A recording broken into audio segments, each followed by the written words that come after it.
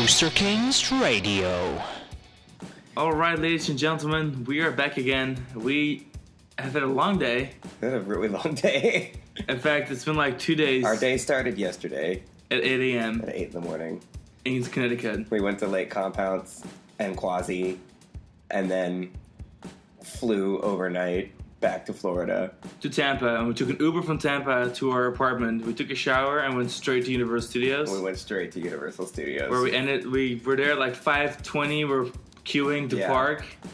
We parked at 5:30. 5:35, we were walking down the escalators to go to IOA. Yep.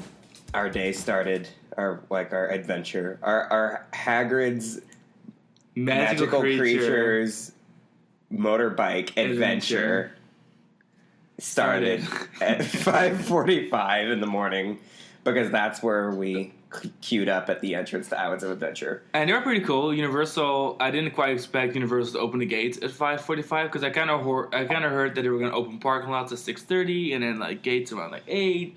But they opened the gates way early. Yeah, the park had said that they were going to open at 6:30.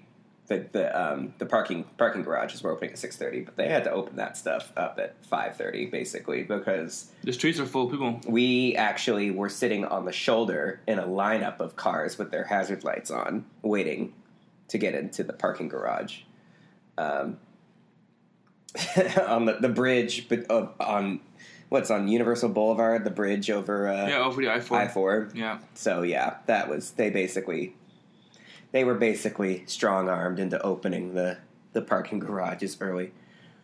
We weren't even going to, be there until 6:30 originally, but I'm really glad that we wound up going so early. Yeah, we were kind of hungry, so we wandered into an IHOP, and then I looked at my phone, and I saw on the pass holder page that people are telling me that security told them they were going to open the parking lot at 5:30, and I was like, you know what, let's just get out there, and just in case. I'm glad we did, because it was packed. There weren't that many people in front of us, but there were lots of VIPs and people staying on property that were zippered into the queue along with standbys, which is fine. We don't have a problem with that. It was just that we kind of thought oh wow, this won't take that long. There's not that many people in front of us, but with operational delays and with VIPs and tour guests and all that stuff that comes with it, it was definitely a process, but we didn't wait. I guess the burning question is how long did you wait? And we waited from gate opening to riding 7 hours. 7 hours almost exactly. Yeah. And you could attribute at least an hour of that to a weather related delay, and then the weather delay was an hour, but combining the weather delay with the regular delays. And there was at least one breakdown. The ride had a few hiccups during our wait. We're sending out empty trains. In fact, when we finally got to the ride itself, it was mostly empty trains going there were still cycling trains. And then there was at least 9:30. There was at least one breakdown where they made an announcement about the motorbikes being fussy or whatever. And or being a bit dodgy, as Ron would say, or Harry, or whoever says that in the Forbidden Journey ride. But yeah, so I guess we'll, as far as our day went, might as well start at the beginning. Once we got into the park, in our queue, I guess if you count the queue starting at the beginning of the park. So what kind of happened is they formed a line through the park. So what first happened is everyone was walking up to Hogsmeade. That's where kind of the gate was at. And then the line made its way back through the Lost Continent and then by the beach or, the Green Ham restaurant of Dr. Seuss Landing. And then all the way to the front of the park, kind of under Hoke. And then down all the way to literally the entrance of the park. And then they closed the gates because, the line was full. It was still several hours before opening, technically. And then they waved us all the way through the overflow queue for the Poseidon's Fury. Yeah. And then we went backstage behind Poseidon's Fury, and then kind of in the backlot area, and then they had several switchbacks set up. And they had nice water stations and stuff. It was pretty cool. The queue, we kind of moved in sections. There was definitely periods of time where the queue was moving rapidly, and then periods of time where we were kind of in a holding pattern, I guess. Like, obviously, we spent a good amount of time out in front of the park waiting for the gates to open. They opened the gates, at dawn, basically, which was really cool. Before 6 a.m., yeah. And then we spent a good amount of time. We spent a good 2 hours probably standing right in front of the marquee for the Lost Continent, in the threshold for Lost Continent from Seuss Landing. And then from that point on, we were threaded through the overflow of Poseidon and through the backlot area. It was all set up. Even the backlot was set up with like kiosks selling food and water and stuff. I mean, all throughout the park, they were staffed really well. Yeah, they had 2 stations with DJs. I mean, the fact that at 6 in the morning there was hundreds and hundreds of cast members ready to assist us. Our third section that we were stopped in, which was like kind of the halfway point, was in the courtyard for the Voyages of Sinbad show. And that was there was a DJ booth. Everyone could stop and like you could jump out of line and grab water or use the bathroom, and it was all monitored. And everyone, like, there was lots of staff on hand, making sure that no one was taking advantage of the situation or trying to, cut anyone that had been in line or whatever. It was pretty much the last threshold before we actually entered the physical queue of the ride. They had pretty much everyone staged outside of the area, outside of Hogsmeade between 8 and 9. And that's because there was a media opening around 8:30 with a little show and all the news stations were there. So the queue itself wasn't actually going into Hogsmeade till past 9, which is when everyone walked into Hogsmeade and into the queue for Hagrid. And then things started getting interesting because we already saw on the news that it was going to be rain coming in, or on the internet around 10 o'clock, which gave us 1 hour. Now, we kind of thought we were close enough to the front of the line that we get in and out of that ride in an hour. We might have been if the ride hadn't had so many, I don't want to say breakdowns. The ride never really broke down. It had one major breakdown. It just had 30 minutes, some hiccups. Yeah. It's just a matter of sensors and dispatching and things. It's just, as far as, okay, this is a prototype ride. It's a brand new Intamin coaster, opening day, 2 or 3 days of operation for media and cast members, no soft opening, nothing. All things considered, it went really well. I think Universal knew exactly how to handle the masses. I'm sure. I mean, this is part of number 3 they for were them. completely, They knew what they were totally. doing. I felt like they handled it like pros. They had just all hands on deck. The fact that we could just buy Dippin' Dots and snacks and stuff in this line, and they had bathroom setups and stuff. Once we got to the official marquee of the ride, we were threaded through the lockers. Our locker experience was fine. So, about the lockers real quick, they had the lockers that were there for Dueling Dragons, which are located inside the little Hogsmeade Station building inside Hogsmeade, next to where the train photo op is. But then they added along the wall that kind of goes where the owlery is. That's where they added a new locker center. So there's plenty of lockers. You're kind of surprised. That was where we put our lockers were stuff left. in. Yeah. Mm-hmm. And, I had concerns about it being like Armageddon, getting your locker, being in the queue and also getting a locker at the same time, and losing your place and people trampling each other to get back in line, and everyone trying to stow their stuff as quickly as possible. It actually wasn't terrible. That's because the entire line was actually threaded through there. There was so much staff handling traffic flow. Everyone was basically everyone was under strict supervision from the park. I mean, no one was behaving in a way that they shouldn't, because pretty much somebody from the park was watching every person, which was great. Yeah, I can't believe the amount of staff that was on hand for that. The sheer volume of staff members at this event was... It's some Halloween Horror Nights level It thing. was incredible. It's staff everywhere. And I was so impressed with that.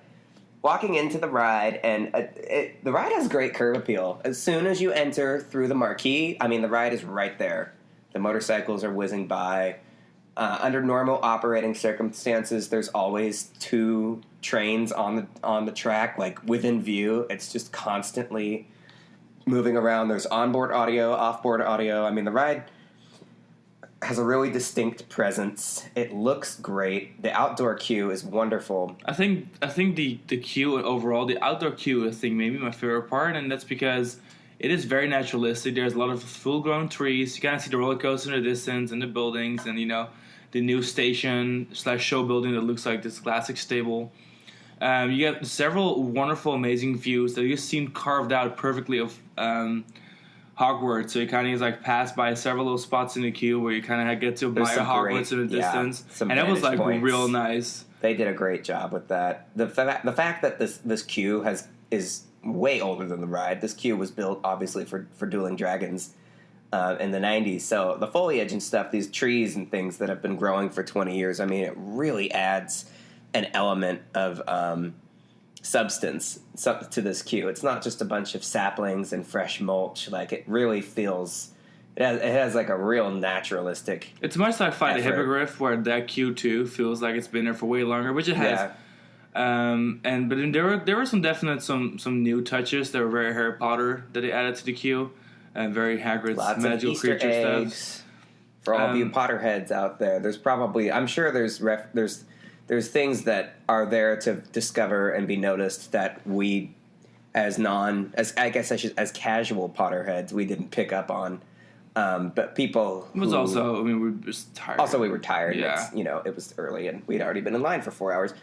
But there's definitely things to appreciate and to find. There were a few things even in the queue that we saw, and we're like, oh, that's from this movie, and I remember this reference to this thing. And the nice thing about this queue is that it's super close to Fly the Hippogriff. Though Fly the Hippogriff is hard to see through the trees, but they kind of merged the queues to the point where both queues have a Hogwarts view, and then they both see one side of Hagrid's hut. So, if you're in the Flight of the Hippogriff queue, you see the front of Hagrid's hut, the original, and then when you're in the queue for magical motorbike creature, whatever adventure, you are going to be seeing the backside of it. It's really nicely integrated. You're kind of in Hagrid's back garden. And he's got his... It really does feel like on Hogwarts grounds, and you're going to the stables. And I was happy it didn't feel dislocated or disjointed, which I was kind of afraid it would. Once we entered the indoor queue, things were definitely interesting. I never rode Dueling Dragons as Dragon Challenge. I came to Islands of Adventure in 1999, and then again in 2006, and I didn't return until 6 months ago. So the entire arc of the Harry Potter re-theme of Dueling Dragons is something I completely missed. So I don't really have any frame of reference as far as how things appeared in the Dragon Challenge era. But what I could recall was as we walked through the indoor portion of the Hagrid coaster queue, I could recall where the Dueling Dragons theme elements were located, and I'll be the first to say that the queue inside, by and large, looks really good. But it's probably our least favorite of the three major, Harry Potter ride queues. Yeah, it's right before you go inside, you kind of pass through the outdoor part of the stables, and you have the cool nymph, and you see in the distance you see the motorcycles rush by and go through the ruins and stuff, and that's all really great. But once you actually get inside, the theming just isn't as detailed, or as interactive rather, as it has been on other Potter attractions. So, I mean, the queue, if it moves at a decent pace, which the ride is supposed to have, the queue is fine. But given the amount of time you spent inside a building, there was just not enough to look at certain points. Now, the beginning of the queue is kind of cool. There's a lot of little hidden references to Dueling Dragon, and there's a lot of references to all the Harry Potter books and movies. It definitely starts out strong. It starts out strong. You have an amazing pre-show. Yes, the pre-show. Yeah, you get the first room you walk into, which for the Dueling Dragons fans, it was the cathedral with the altar, which I must admit that without the altar in the middle, you kind of circle around nothing in this little circular room. It's not a bad looking room, and for people who weren't familiar with Dueling Dragons, they won't think anything of it, but I kind of felt like it was missing something. Felt a little empty. There's some dialogue, some audio that has some interesting things to listen to, but it repeats itself. If you stand there for too long. If you stand there for longer than you should, which I feel like we stood for pretty much the entire indoor queue. We spent more time in there than it was designed for. Yeah, there's 3 little spiels from Hagrid's in that first room, and then those 3 spiels are all separated by several minutes. No, it's a small room. Like, it's definitely not meant to be in here for any longer than a few moments. But if you catch the ride on a breakdown and you're in that room, it's not a good place to be if the ride breaks down or has a weather delay. From there, we went to the pre-show. The pre-show was excellent.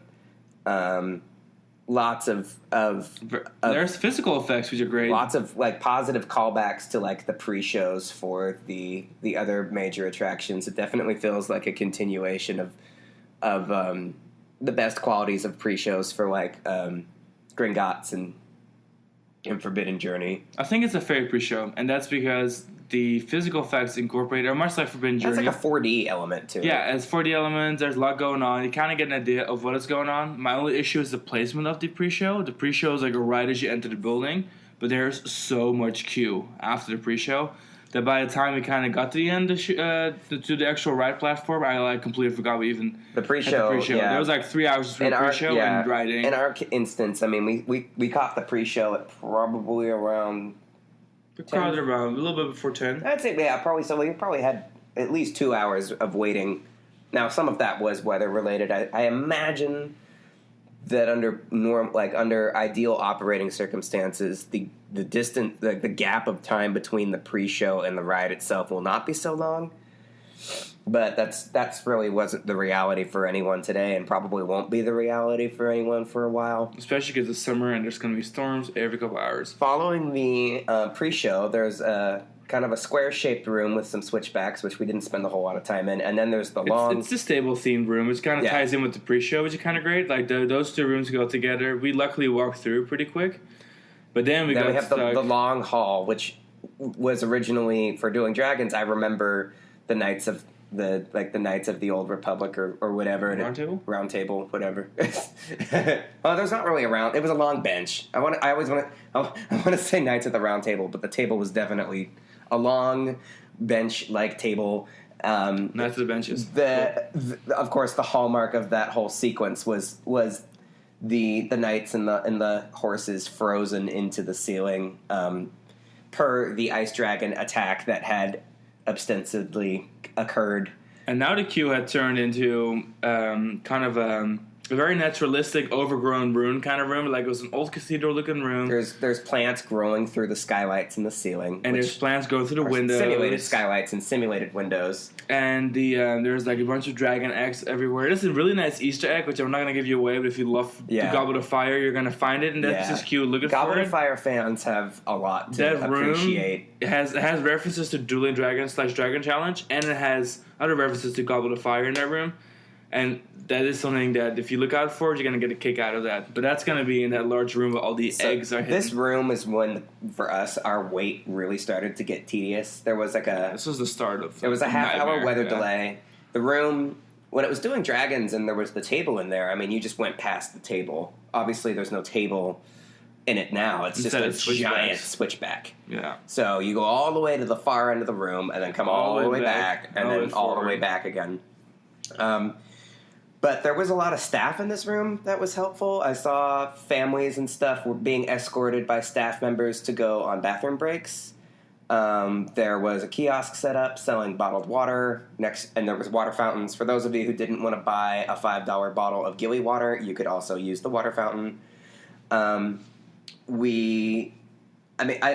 It's like I get the impression that you're just not supposed to be in there for as long as we were. And especially in the room after that, it really showed. Like, everything here seems to be set up like a quick set of switchbacks. But we were just in there for way too long. Because after this room, the room is fine. Like, it's definitely, there's some things to look at, Easter eggs. But then we get to the old part. The catacombs. We get to the caverns, the taverns, whatever they're called. The hallways, which in Dueling Dragons times, I remember the floor-to-ceiling bone and skull walls, bodily shrapnel. Like a dungeon, basically the dining table knight's room being the aftermath of the ice dragon attack. This was the fire dragon's damages. For the Harry Potter ride, it's definitely the hallways were tedious and ongoing. I mean, they just lasted forever. There's so many of these hallways, and they all look the exact same. There's no theming inside except for little lanterns, and it clearly is supposed to be like a switch between like old tavern or the old it's meant to ruins. convey distance and transitioning. Yeah, transitioning all the way down to the stables. You're going. You can feel that you're dropping in elevation. You eventually travel beneath. Like you do a few zigzags after the egg room, and then you kind of wrap around underneath yourself. People familiar with the queue, will know what we're talking about. But you go basically beneath yourself, and after just what seems like an endless series of hallway directional changes, you wind up in a room that it seemed almost kitchen-like. It was more of like, oh God, what do you call that? Kind of like a tool room. I mean, it was... Like a workshop? Yeah, like a workshop. It was covered in little, like, Easter eggs. Again, these rooms are the best rooms in the entire queue, obviously. Just too bad that most of the queue is hallways. But this room, for example, there's a lot of small little details. There's a Hagrid talking about several of these magical creatures that we're going to go and explore later on. This room was also staffed, and there was an exit, like I guess an emergency exit, that also had like a height checker area. There was some sort of operational quirk related to this room and like how it was connected to the rest of the ride. I think there's like a shortcut to the station, and again, staff members available for whatever, whether they're just there for monitoring or for assistance. It's where, if I'm not mistaken, it's where the singer-rider line passes through, but also where the child swap passes through. Because this is right before you get to the final room. Yes, after this kitchen, you go through some more hallways. In the middle of one of the hallways is a unapologetic LCD television mounted to the wall. Not at all Potter themed. With an animated, just a quick 10-second animated explanation of how passengers are expected to enter these unique ride vehicles. The vehicles are really quite cool. I'm sure everyone has seen by now, but it's a motorcycle vehicle on the right and a sidecar on the left. The motorcycle seat is not too terribly unlike a normal seat. It's mostly it's more elevated, so it has more leg room because the sidecar is much lower to the ground, and so your legs are kind of like hurled up, and there's no leg room with the restraint system. People of larger dimensions, whether it be vertical or horizontal, will have a harder time sitting in the sidecar. I couldn't even fit my feet in them. The motorcycle is very accommodating. We're not aware of anyone having been turned away from the motorcycle, but in the test seats, which we get to shortly after the television spiel of how to enter the vehicles, you approach the test seats, and the cast members will cherry pick people in your group who seem like they might slow down the operation without a quick dry run. Yeah, they really pick and choose. They're like, how many people are in your party? They'll look at you, and they will then judge whether or not you go straight into the queue or if you go into the queue to do the test seat first. And I would say 1 out of 2 parties had to do the test seat because the seats aren't that accommodating. And it's not a bad. I mean, it's kind of a good idea to get people used to what they're getting themselves into because it's easy to get flustered. The ride does have continuous loading. You're on a conveyor belt. Like, it's hard, even as someone who does this all the time, to not get flustered by the fact that everything is moving and But before we get to that, being rushed. there is the final room in the queue, which is probably the best room, I would say. The final room, which is in the center, it's the large switchback section that was surrounded by the 2 Dueling Dragons stations. Now it's an embarkment station and a disembarkment station for the new coaster, and you can hear and catch glimpses of the trains loading and unloading as you navigate these switchbacks. And then above you have the entire ceiling is pretty much an LED screen that very convincingly plays out all sorts of scenes that relate to your motorbike adventure. So it's like the multiplying of the motorcycles, and then like them all taking off in a hurry. Dragonfire, Hagrid and Arthur Weasley dialogue. Yeah, trying to figure out how to multiply these motorcycles so we can all ride them. Sequences. There's a part with spiders that was really uncomfortable because it was done so well. Yeah, and there's like footsteps. Like you see there's a lot of motorcycle sounds and then running above you. Like, and it's a great room to be in. It's a very simple gag, like the way that it's done, because it's mostly what you're looking at is slats and a roof, and what you're seeing is the shadows, I guess, of the motorcycles and the people and the fire and the large spiders. But it's totally it's brilliant. It's super well done. This is kind of like your last. The last threshold before the ride. It's kind of your reward for having waited through all these the parts of the hallways. queue, the hallways. We can't emphasize enough how horrible the hallway portions of this queue were. People were getting upset. Because it was hallway after hallway after hallway with no theming. It's so unpleasant. I mean, especially with so much of the outdoor queue. I mean, the outdoor queue is incredible. The pre-show was great. I mean, the egg room is pretty nice.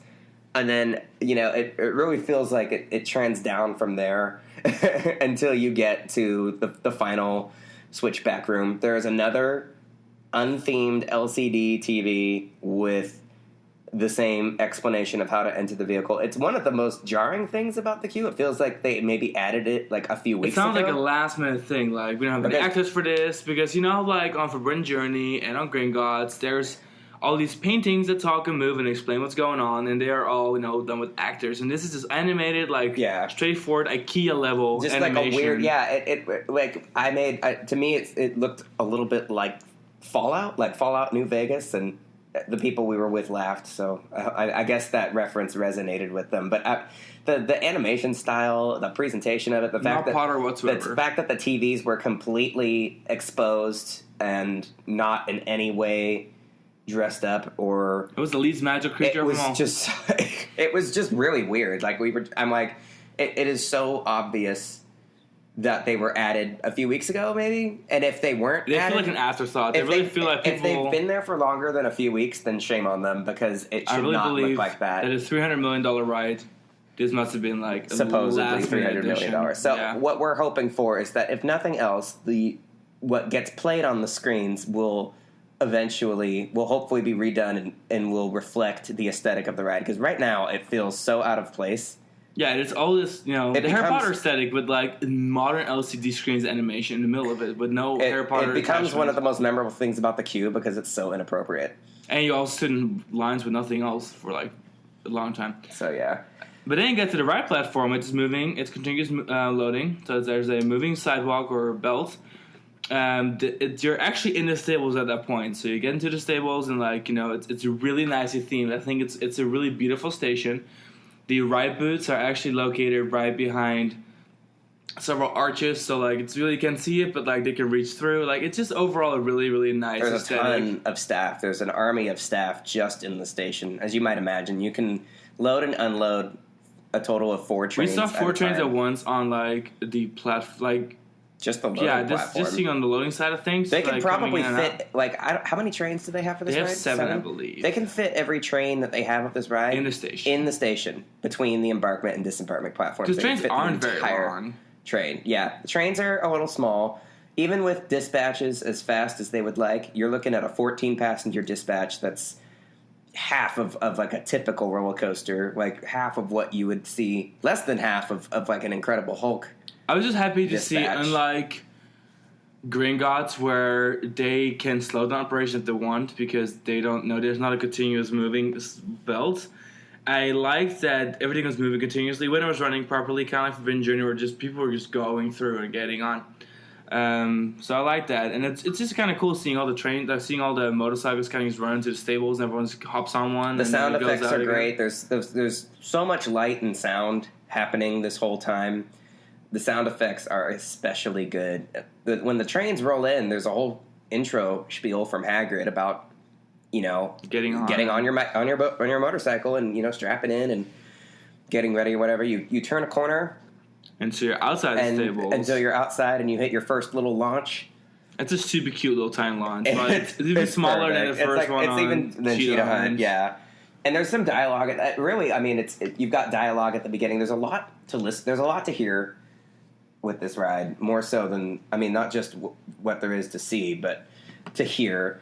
You take off. There's a lot of nice directional like transitions and stuff towards the beginning. Yeah, so it's kind of like, so you leave the stables and Hagrid's like, hey, we're going to meet you at the Forbidden Forest. I mean, spoiler alerts for everyone who's listening. I'm sorry. I hope you guys are prepared for, I don't imagine you'd listen to it. Universal gave all the spoilers already. We're going to give you a little, we're going to just kind of tell you a little bit about it. But yeah, so it's, it tells you to meet you at the Forbidden Forest and you kind of swing by the queue over the water. Everyone the queue's waving at you because they're about to wait. People in the queue have no idea how much more they're going to have to wait. They have no idea with the horrible, tedious hallways. Wait for them. So, like, it's finally your turn, and, like, so you kind of zoom by, and then you get to the hut that's kind of out in the forest, supposedly. Now, the downside of this first little section is there's a maintenance row right below you.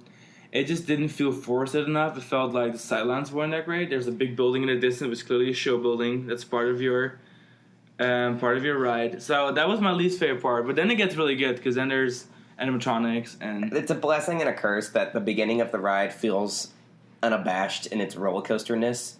If you are coming here to ride a roller coaster, I think you will be pleasantly surprised. It's a good launch coaster. It's not like Gringotts, where if you came for a roller coaster, you're going to get an attraction that is incidentally a roller coaster, but not a roller coaster in the traditional sense. It doesn't really feel like a coaster or attain momentum or anything of that nature. It's really just a means to an end, whereas Hagrid's is wonderfully and unapologetically a roller coaster, and they don't try to distract. They don't concern themselves too much with trying to distract you from the fact that you're on roller coaster track.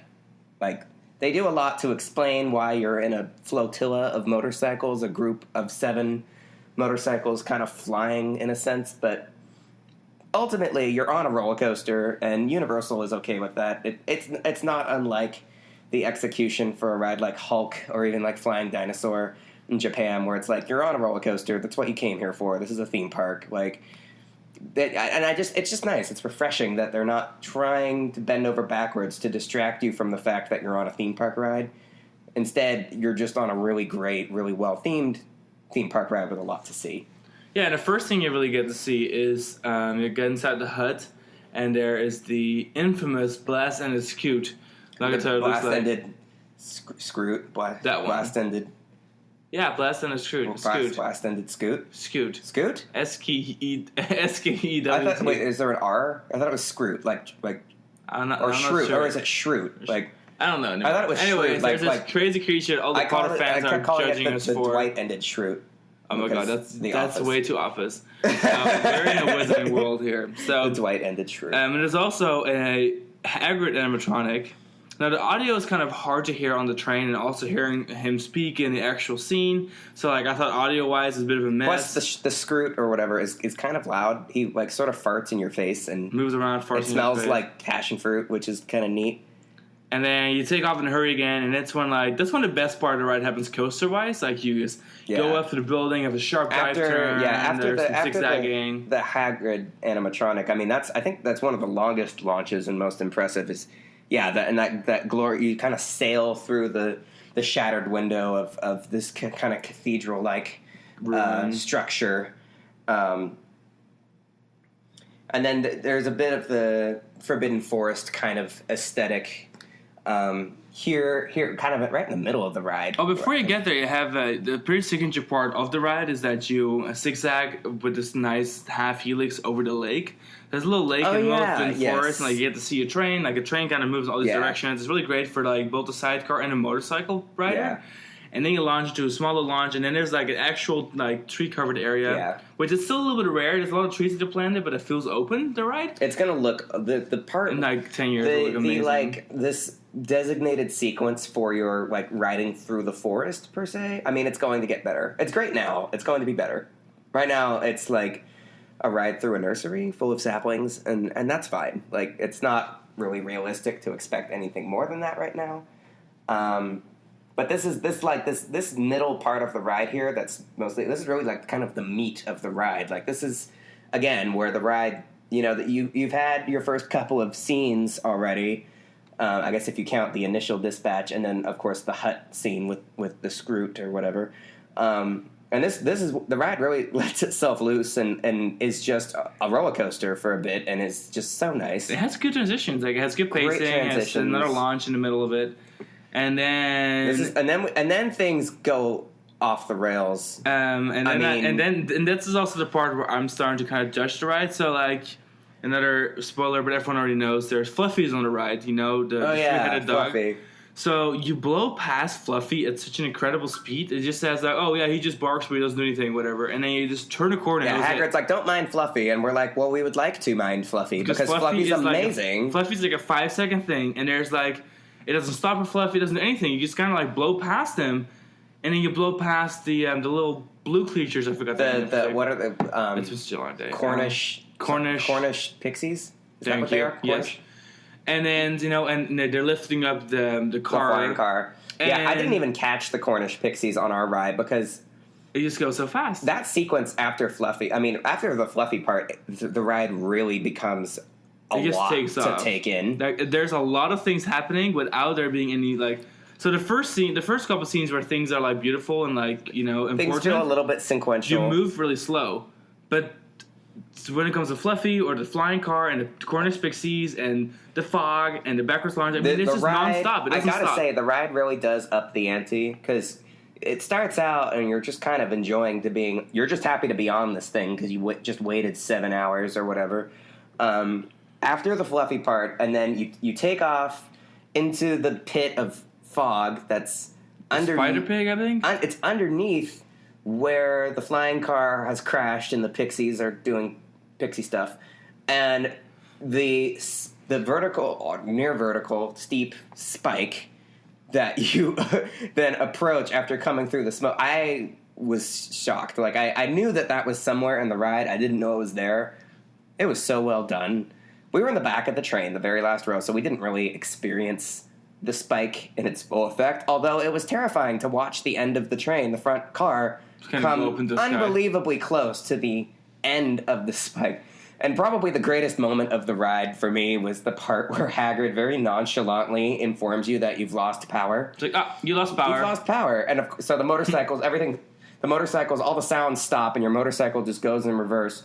The track has already switched in what feels like a millisecond of time that has transpired. In the time that you've passed by Fluffy and taken the left turn and driven through the pit of fog and up the spike, the track has already switched and Hagrid has cast a spell and you go in reverse in a totally different place. And the backwards launch, the launches are good in this thing. The launches are great. Like, this is a family-friendly attraction, but this ride packs a punch. This ride slaps. Like, the launches are fast. Once we started going backwards, I really was not prepared. Like, and there's a backwards helix, and then you go into the big show building. Which is themed to the Forbidden Forest again. Yeah. But I guess this time it's dark inside, and you have the, what are these horsemen called? The one that has the arrow.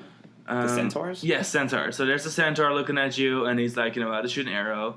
And then you kind of just wind your way backwards, and then you get stuck in the devil's snare. The devil's snare. Which again, as another major highlight. There's so many great moments about this. And this is why I was said in the back of the train, because you see all the devil snares moving down towards the train, and then you have to drop because track. You're stopped in there for so long. The devil snare scene is really well done. Some of the scenes don't look quite as polished, I think, as they could, I guess, for a couple of reasons. One, they're outside, and they have to be a little bit... There's no lighting you can... It's a little beefier, the animatronics are not quite as finessed as something that you can safely keep in a building. I imagine that having animatronics that are outside in the Florida elements, there's measures that have to be taken that affect their operation. But for the Devil's Snare, you're in there, and the scene is so impressive because you're meant to be sitting in there for a minute and really reflecting on what's happened. Hagrid is coaching you through. The fact he's telling you the spells you got to use. He's like, you're given command. Basically, we're basically screwed, and we're given instructions on how to save ourselves because we are responsible for our own salvation. In this instance, we have to relax and we have to free ourselves. And so at this point, the drop track kicks in. I had no idea that this was how the drop track was integrated, but I was so impressed. It brought me right back to that scene from the first movie. I was like, God, that's brilliant. That is. And then after that, it's usually you kind of drop tracks kind of drop, and that's like when you take off again. But they did a really great job of creating two scenes in the same drop track. So the top scene is the Devil's Snare, like you're stuck, and then you drop through. below. You drop below, and then there's a bunch of blast and scoots, whatever it's called. Like their little egg. Like, are they egg cases or? No, they're just actually like the scoots that are kind of like in the walls, and then they like blast at you. Yeah. Okay. And then you launch out again. Well, you launch a little bit through like another like tunnel or two. There's two drop tracks next to each other, so there's kind of like little S curves where the tracks switch to meet up.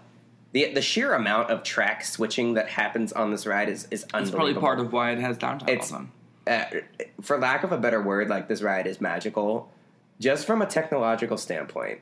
Just understanding what must go right for a single dispatch to function properly on this ride is mind blowing, and I really didn't appreciate it until we rode.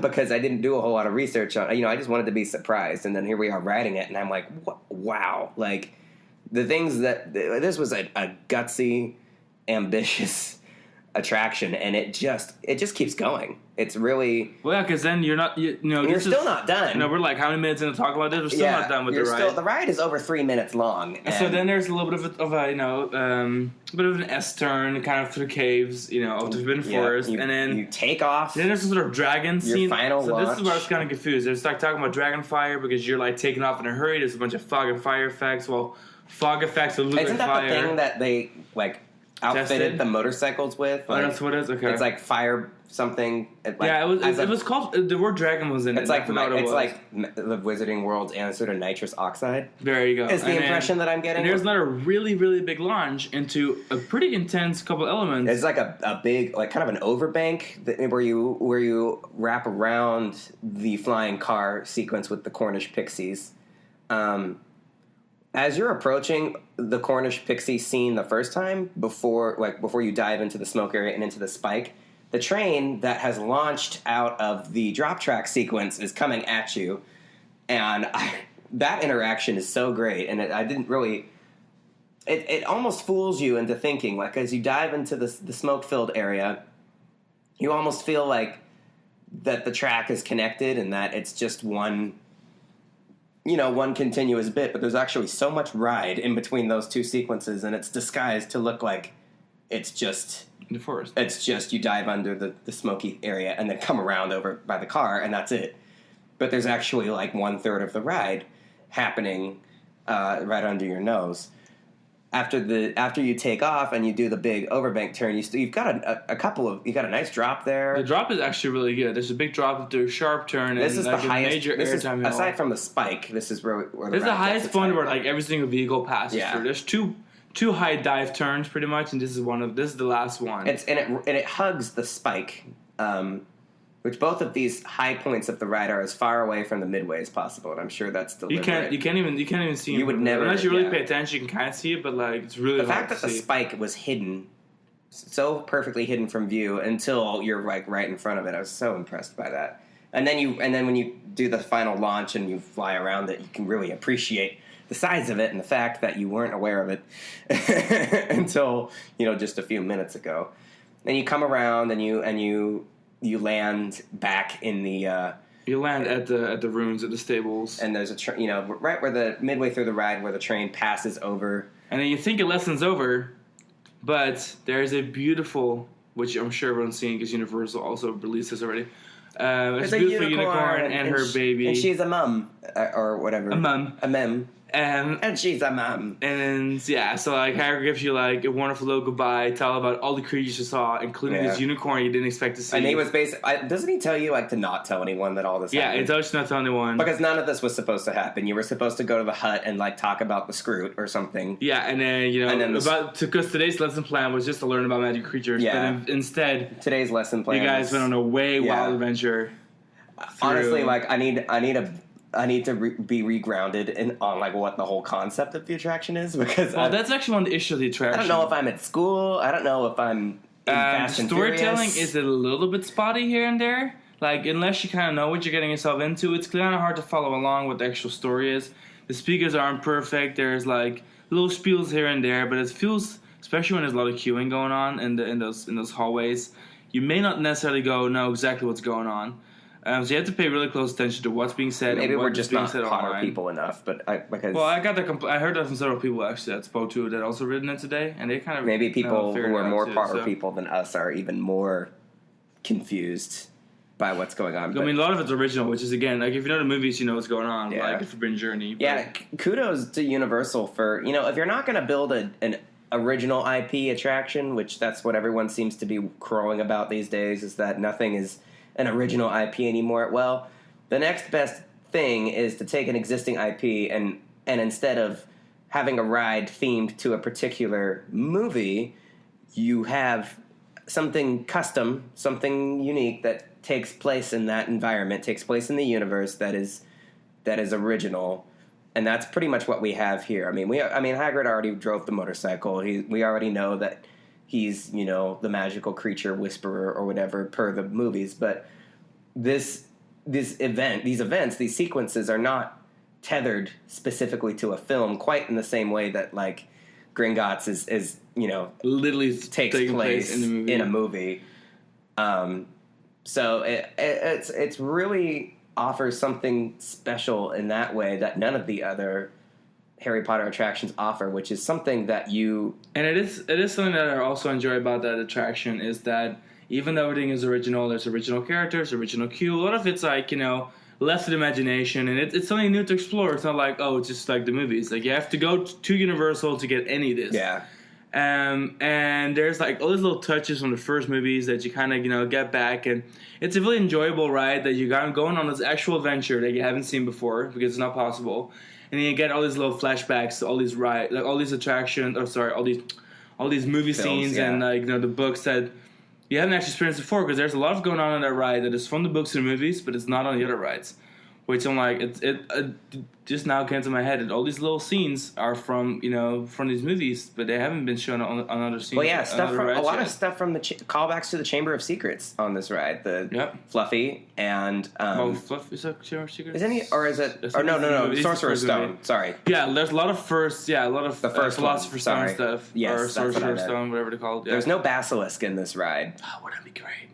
So if there's a basilisk ride, I need a water raft ride through the Chamber of Secrets. A basilisk water slide.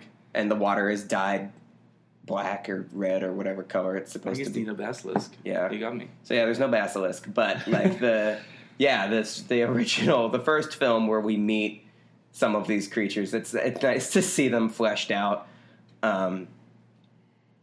in such a meaningful way. I would say that this is it's such a slam dunk for Universal because now like it was one thing to just recreate things that people have seen in movies, but with some of these sequences and creatures that are unique to this ride, I mean now every Potter person on Earth is going to be desperate to see this because there's a new part of the story here. There's fully realized ideas that we had only heard of in the books, or it's just completely original. So now it's like you don't have all of the story now unless you come and ride this ride. Basically, that's which is why there was a 10-hour line. So people are not over Potter just yet. So absolutely. So good on them. And then for those who are still kind of salty about Dueling Dragons or Dragon Challenge, we understand. But let's just for fun, let's compare the two and let's see like whether or not it was a worthy replacement. Obviously, it is. I'm not going to say. It's hard to comment one way or the other on whether, like, if Dueling Dragons was better or worse or whatever. It comes down to tastes, and if you like inverted coasters, if you love a good dueling coaster, I mean, Dueling Dragons was so cool. But it's hard to argue that this isn't the better fit for the area because it's a custom ride for Harry Potter. It's not an existing attraction that's being shoehorned into an aesthetic. There's no denying that this feels like the ride that was always meant to be part of the Wizarding World, whereas Dueling Dragons was just kind of there out of sheer convenience. Dueling Dragons made sense when the area opened because of the reason, because Goblet of Fire was still kind of recent, and it just the sidelines. This just just wasn't. seemed to fit so perfectly. It's like it almost felt like this is a missing piece all along. It never. And Yeah. it perfectly complements all the Wizarding World, all the areas, the train, everything is complemented so If well. we weren't such nerds, like you would never know that something else had been there. Oh, It really? feels so quintessential to the Hogsmeade experience now. Even after just writing it once, we're like, wow, okay, so like this is part of the experience that like it really feels like it earns its keep because it's so substantial. And now that we've written it, like I have a hard time imagining it not being there already, even though it's still so new, because it just feels so right and so well done and so excellent.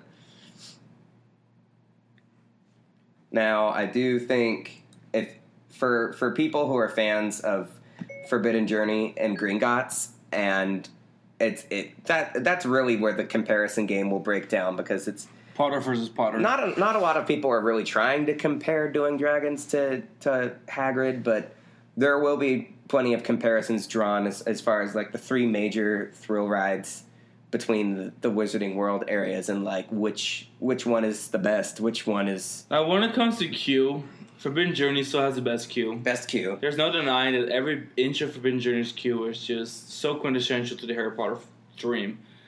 Even though the queue for Hagrid's original, there's just a lot of dead space. There's just not that much going on. The beginning and the end definitely, but there's a lot in the middle that it's just to put people in it. And then I love the queue for Gringotts because like the bank hall, like it's just so elegant. Like it feels a lot different than like the Hogsmeade aesthetic. And now that we've got two major Hogsmeade rides and just the one Gringotts ride, I feel like the whole feeling of Gringotts and Diagon Alley by extension has appreciated in value. But at the same time, I would never at any point choose standing in a full queue of Gringotts or a full queue of Hagrid. Because Hagrid's outside queue, the switchbacks and stuff, gorgeous. Really nice. The switchbacks for Gringotts, Gringotts does not have much going on the line at all. Like, no, the bank hall is about the best thing about that queue. Yeah. I feel like they really got on a decline when it came to queues. I still think I would choose Hagrid as the second favorite queue of the three. Okay. Ride experience itself, that's a tough one. Really because, tough. like, they're all such different rides. Yeah.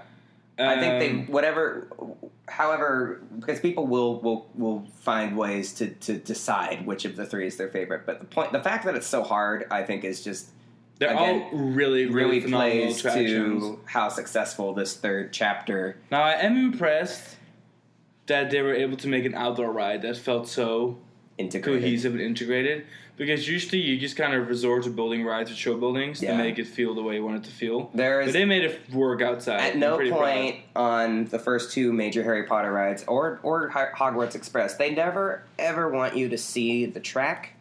They don't want you to have any idea how the ride mechanism works. Everything happening in the earlier Harry Potter rides, it's like everything is really designed to draw your attention away from the fact that you're on a theme park ride. Whereas this, they just took, it's a coaster and they embraced it. They're not trying to hide anything about the mechanical nature of this ride, and that it's a roller coaster. And I think once they allowed themselves to do that and just kind of were like, well, we're building an outdoor Harry Potter ride and it's a roller coaster and we're in broad daylight. There's only so much that we can do to convince people that the roller coaster that you're riding on isn't a roller coaster. It's actually something else.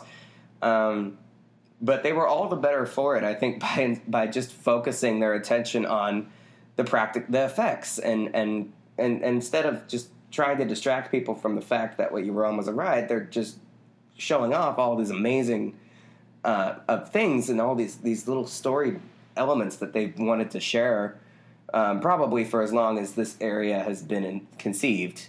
They've wanted to probably do something of this nature where you just all of the universal classic purists, people who have been huge fans of rides like Jaws and Confrontation and all the audio animatronic obsessed people. This is kind of like a great return to form for them, following an endless string of screen-based rides. I mean, there's no, with the exception of the pre-show, there's no screens Anywhere. Anywhere. Not even inside the building, which is interesting, yeah. The entire attraction just has the one pre-show, but there's no screens of any kind on the ride. It's really just a really solid elbow grease kind of ride with amazing animatronics and mechanical wonders disguised as natural wonders. Overall, do you have a ranking in your head? Do you have a ranking personally for the three? Honestly, I'm not the biggest fan of Forbidden Journey. I know, you're like the only person. I'm kidding. I'm a roller coaster guy. I love dark rides too, but I have such a hard time. I'm trying to like think of it on the spot. Like, what do I like better? But it wasn't hard for me to choose Gringotts over Forbidden Journey, because Forbidden Journey makes me a little nauseous. I feel like you just get shaken up like a soda can just for the sake of it. I like Gringotts, but it was so refreshing to not rely on screens for once, because that's like all screens, right? That's like pretty much all screens. If you make me choose one right now, I'm going to choose Hagrid, because I would do Forbidden Journey, Hagrid, and then Gringotts. Hagrid, it just feels so fresh. I'm like, maybe after a few years, I'll feel differently, but right now, I'm on the Hagrid train, Hagrid's also going to like have the trees grow in, and we're going to be able to ride at night at some point, which I think it's going to be a better night ride. Hagrid, I think, is going to appreciate because it kind in value. Of has a couple of silent issues, but I think at night is going to be phenomenal. Like, it's going to hide that. There's qualities of the ride that I think we just don't have time to appreciate yet. I mean, aside from things on paper, the amazing scenery and the storytelling and stuff, I mean, just from a roller coaster standpoint, just a coaster merit, I mean, what a well-designed, well-paced roller coaster. Yeah, this coaster had no theming to it. I'd still really enjoy it. It would still be really good. I mean, the launches are all cleverly placed. I remember thinking, like, 7 launches and wondering, like, how that was going to feel, not just in relationship to the theme of the ride, but how it was going to feel just as a roller coaster. I'm like, how... I imagine a lot of pacing issues and a lot of starting and stopping and starting and stopping, but it really, the whole thing flows. It's actually nice that really it doesn't stop me there. There's a downside where you don't get to enjoy some of the scenery aspect or some of the scenes because you're not stopping. At the same time, it's enjoyable that like these launches are like continuations. Yeah. Like the motorcycle is just always flowing through the forest. You only stop once, and that's in the Devil's Snare, and that's kind of like the point. And I feel like because you go by some of the animatronics, like if you, I think some of the scenes, if you looked at them too long, they wouldn't look as good. The fact that you're kind of flying by them. I mean, it even looked like Fluffy had like one head that wasn't working. Yeah, I think one of Fluffy's heads was actually maybe not cooperating. It was hard to tell, but you were going by quickly enough that you wouldn't. If you were to stop there or to look at it for any length of time, you would probably notice it. But because you're in motion, it's not obvious to us if there was an issue with it. I don't know, but I just would say that like the big takeaway for me is that some of the best qualities of this ride aren't just the theme, but the coasteriness of it, and the fact that it's nice that it has a good balance of it. It's just a really good roller coaster in its own right. Aside from all of the technical bells and whistles, there's it's easy to build a marketable roller coaster that relies on gimmicks, but this ride just has an excellent layout too. Yeah, it's got forwards and backwards and drop track and all of these really cool buzzworthy things, but it also just has a great layout with great laterals, some airtime, launches, some good transitions. I mean, transitions are sharp on this thing. Fabulous self-interaction. Yeah. When the ride is running an adequate number of trains. Like it's not like you're not supposed to see any of their trains. Like, the theme is that everyone joins on a motorbike. Yeah. And they're all kind of just going through the forest. You're with the other classes. And yeah, so like it's kind of thrilling to see the other trains kind of in the distance through the forest. So, yeah, I would say overall, very, very good ride. It was, I mean, I would never wait for a ride 7 hours to say it was worth the wait. We waited in line. It was a very, very enjoyable wait. We just did it was part of the experience. And we did it because we could and because it's Sean's birthday. And it's my birthday, guys. Happy birthday. Thanks. You're 23 today. Oh, and we celebrated riding Hagrid's roller coaster, being among the first to ride. Our very first Orlando grand opening. First Orlando ride opening. Birthday, so I can't be mad. Yep. No, but we had a really good time, and even though it was tedious waiting through some of the queue, I think with time, because seeing these trains dispatch when they were supposed to go, like, these trains are firing off like no time. So I think at some point this line won't be feeling as tedious as it does now. Kind of like our Forbidden Journey, you no longer ever stand still anywhere because everything is running smooth now. By and large, I think, considering that they set a date for opening and they're like, we're opening this ride. It opens on the 13th, and it actually opened, and people actually rode it. It wasn't like it was open for an hour or 2 hours. Like, it was open most of the day. I mean, after we left, it went down for about an hour and a half, 2 hours due to weather and due to delays. So there's people who were literally waiting more than 12 hours to ride. We had friends but way behind us in line that we high-fived them on our way out, and they still had a good 4 hours of queue time ahead of them. We literally slept, and then we woke up, and they just got off the ride. Yeah. We went home and took a 4-hour nap, and our friends had just gotten off the ride, and we're like, well, I'm just glad you rode it. Like, I'm just glad you got on.